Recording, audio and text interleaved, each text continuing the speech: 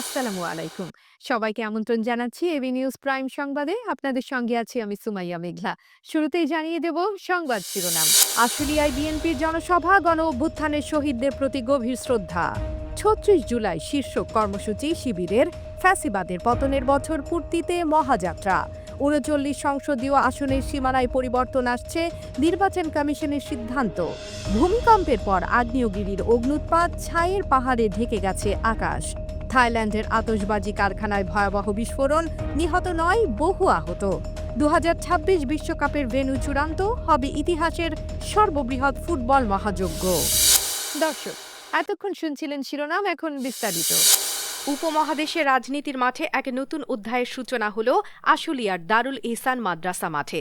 বাংলাদেশ জাতীয়তাবাদী দল বিএনপি আজ শুরু করেছে নারকীয় জুলাই শীর্ষক জনসভা, যা জুলাই আগস্ট গণ অভ্যুত্থানের স্মৃতি ও শহীদ ছাত্র শ্রমিক জনতার পরিবারের প্রতি গভীর শ্রদ্ধা নিবেদন করার এক মহতী উদ্যোগ।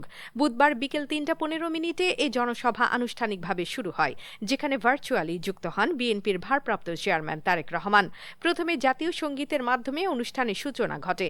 এরপর শহীদদের স্মরণে ১ মিনিট নীরবতা পালন করা হয়। এ সময় উপস্থিত নেতাকর্মীরা শহীদদের আত্মার শান্তি কামনা করেন। জনসভার মূল আনুষ্ঠানিকতায় শহীদদের পরিবারের সদস্যদের হাতে সম্মাননা স্মারক প্রদান করা হয়। শহীদ পরিবারের সদস্যরা তাদের বক্তব্যে শহীদ হওয়ার অভিজ্ঞতা ও সংগ্রামের কথা তুলে ধরেন। টাকার জন্য এইভাবে গুলি করে মানুষকে হত্যা করে, যেটা হাসিনা করেছে বন্ধুগণ। এবং এখানে দাবি উঠেছে সব তীব্র স্বরে, যারা হাসিনার বিচার চাই, গোটা জাতি হাসিনার বিচার চায়। তারেক রহমান বলেন, দেশের জনগণ কয়েকজন মানুষের হাতে ক্ষমতা তুলে দেওয়ার জন্য গত ১.৫ দশক ধরে আন্দোলন অব্যাহত রাখেনি, কিংবা জুলাইয়ের গণ অভ্যুত্থানে শহীদ হয়নি। সুতরাং সরকারের যখন যারাই থাকুক, সরকার পরিচালনা করতে চাইলে অবশ্যই নাগরিকদের কথা শুনতে হবে। গণ অভ্যুত্থানে বীর জনগণের আত্মত্যাগ, সন্তান স্বজনহারা পরিবারগুলোর আশা নিরাশা এবং দেশের বর্তমান সার্বিক পরিস্থিতির একটি চিত্র উঠে এসেছে। বাংলাদেশের রাজপথে এক নতুন ইতিহাসের সূচনা করেছিল ২০২৪ সালের জুলাই। সেই স্মৃতি ও সংগ্রামের ধারাবাহিকতা রক্ষা ও ভবিষ্যতের পথ চলা নিশ্চিত করতে ৩ দিনের বৃহৎ কর্মসূচি ঘোষণা করেছে বাংলাদেশ ইসলামী ছাত্র শিবির। আমরাই ৩৬ জুলাই, আমরা থামব না শীর্ষক এই আয়োজনে অংশগ্রহণকারীরা একত্রিত হবে ৫ অগস্ট থেকে ৭ অগস্ট পর্যন্ত ঢাকা বিশ্ববিদ্যালয়ে টিএসসি প্রাঙ্গণে। আজ বুধবার এক সংবাদ সম্মেলনে ঢাকা বিশ্ববিদ্যালয় শাখার সভাপতি এস.এম. ফরহাদ এই কর্মসূচির ঘোষণা করেন। তিনি বলেন, ২০২৪ সালের জুলাই মাসে যে গণজাগরণ ও ছাত্র প্রতিরোধ সংগঠিত হয়েছিল তা বাংলাদেশের রাজনৈতিক ইতিহাসে এক অনন্য মাইল ফলক। সেই স্মৃতিকে ধারণ ও ভবিষ্যতের পথের দিশা নির্ধারণের উদ্দেশ্যে এই আয়োজন। আমরা শিল্প, সংস্কৃতি, স্মৃতি ও রাজনৈতিক ভাবনার একত্রে সমাবেশ ঘটাবো।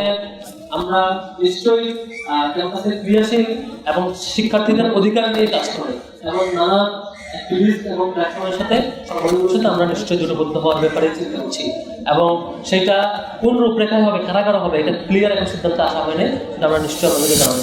রাজনৈতিক ও জনসংখ্যার বিবেচনায় দেশের সংসদীয় আসনের সীমানা পুনর্নির্ধারণের প্রক্রিয়া শেষের পথে। নির্বাচন কমিশন বুধবার জানিয়েছে, দেশের ৩০০ সংসদীয় আসনের মধ্যে ৩৯টির সীমানায় পরিবর্তন আসছে। এই সিদ্ধান্তের পেছনে রয়েছে বিশ্লেষণ, জনসংখ্যার আপডেট ও ভৌগোলিক অখণ্ডতার বিষয়গুলো।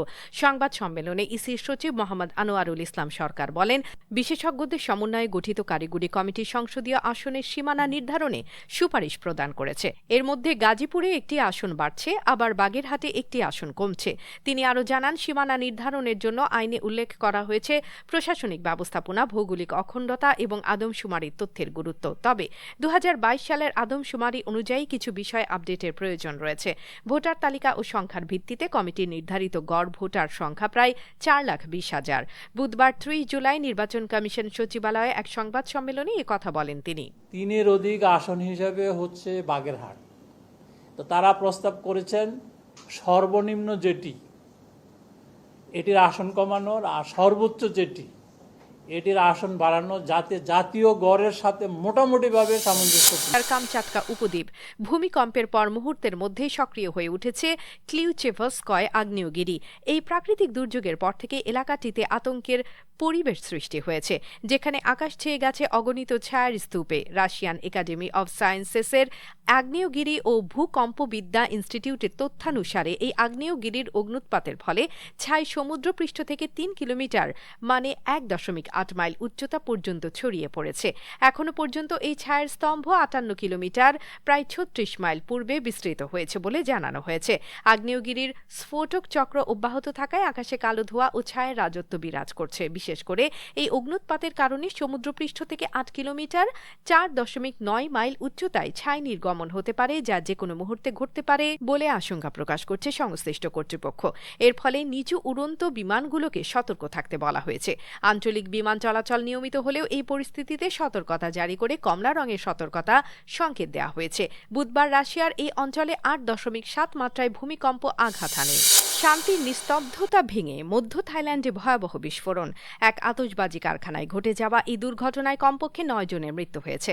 আহত হয়েছেন আরও অন্তত ২ জন। বুধবার সকাল ১১টার দিকে ব্যাংককের উত্তরাঞ্চলের সুপ্তনবুরি প্রদেশের মুঅং জেলায় এই বিপর্যয়ের ঘটনা ঘটে। প্রাথমিক তথ্য অনুযায়ী বিস্ফোরণের ধাক্কা এতটাই শক্তিশালী ছিল যে কারখানাটি পুরোপুরি ধ্বংসস্তূপে রূপান্তরিত হয়েছে।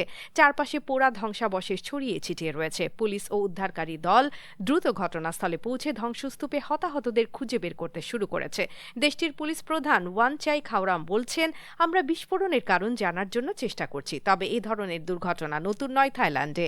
নিরাপত্তা ব্যর্থতার কারণে শিল্প কারখানাগুলোতে নানা ধরনের অপ্রত্যাশিত ঘটনা ঘটে থাকে।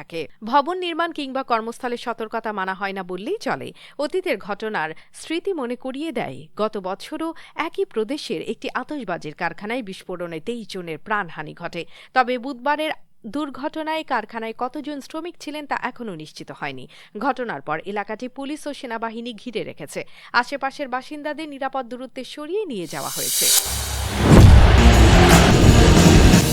আগামী বছর বিশ্ব ফুটবল মহাযজ্ঞের প্রস্তুতি এখন চূড়ান্ত পর্যায়ে। যুক্তরাষ্ট্র, মেক্সিকো ও কানাডার যৌথ আয়োজনে অনুষ্ঠিত হতে যাচ্ছে ২০২৬ বিশ্বকাপ, যা হবে ইতিহাসের সবচেয়ে বড় আসর, যেখানে অংশ নেবে ৪৮ দল। এই ব্যাপক আসরের জন্য গ্রুপ ভাগের ড্র অনুষ্ঠান আয়োজনের তারিখ ও ভেন্যু নিশ্চিত করেছে ফিফা।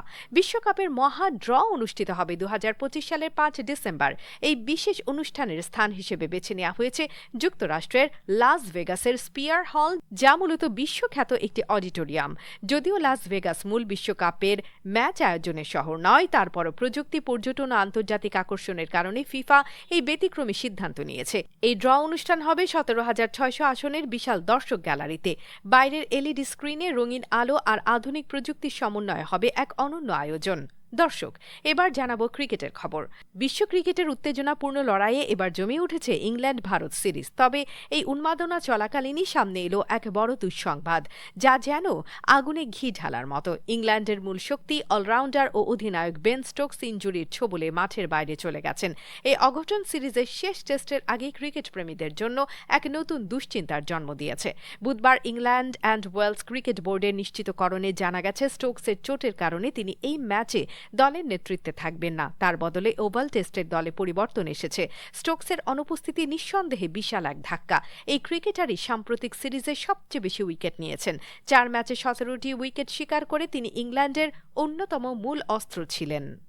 দর্শক, সর্বশেষ খবর পেতে চোখ রাখুন আমাদের ফেসবুক পেজ ও ইউটিউব চ্যানেলে। আমরা আছি ইনস্টাগ্রামেও। সেই সঙ্গে সবশেষ সংবাদ পেতে ভিজিট করুন আমাদের ওয়েবসাইট www.abnewsinternational.com-এ।